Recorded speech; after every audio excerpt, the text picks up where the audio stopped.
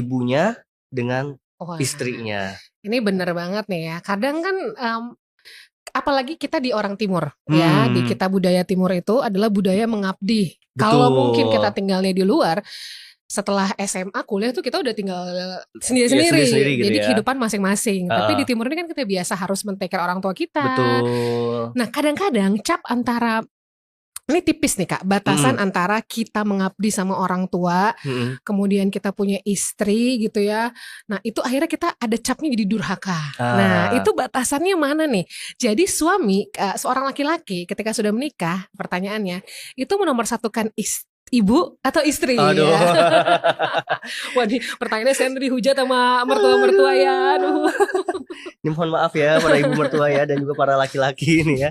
Jadi sebetulnya gitu ya, harus nomor satukan siapa sih? Kalau kita bicara nomor satukan, maka harus ada nomor dua gitu kan. Betul.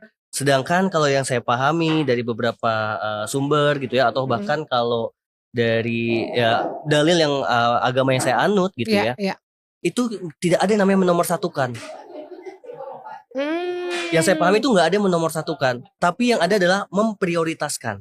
Memprioritaskan. Berarti kalaupun di agama Islam gitu kayak tidak ada kita menomorsatukan siapa nih prioritasnya gitu ya. Jadi seperti apa? Kalau memprioritaskan itu artinya bisa jadi di satu kondisi itu kita harus mendahulukan ibu.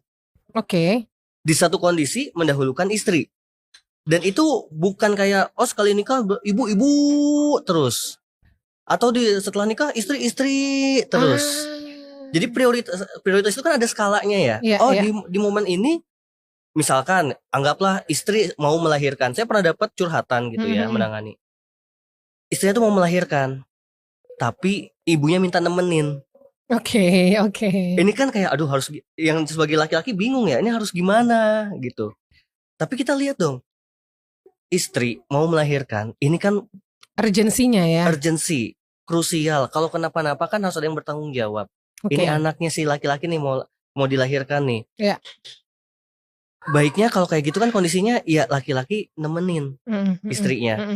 Terus ibunya gimana? Dia bisa untuk misalkan menitipkan ke tetangganya, ke mungkin ada dia kalau punya saudara ya ke saudaranya gitu ya. Karena amit-amit gitu ya, istri melahirkan seorang diri, terus kenapa-napa, nggak ada keluarga juga. Biasanya kan istri yang ikut ke suami, dimana dia jauh dari keluarganya juga nggak ada yang nemenin. Maka itulah kenapa kalau kita siapa sih harus dinomorsatukan, itu kayak jadi akan ada rasa nggak enak juga kan di antara dua wanita ini. Tapi kalau siapa yang diprioritaskan, nah ini kita bisa lihat mana kondisi yang memang kita harus ke situ. Jadi ini berarti menurut kakak adalah tergantung konteks dan kondisinya. Betul. Tidak ada yang nomor dua kan, tapi mana yang lebih menjadi prioritas pada saat itu.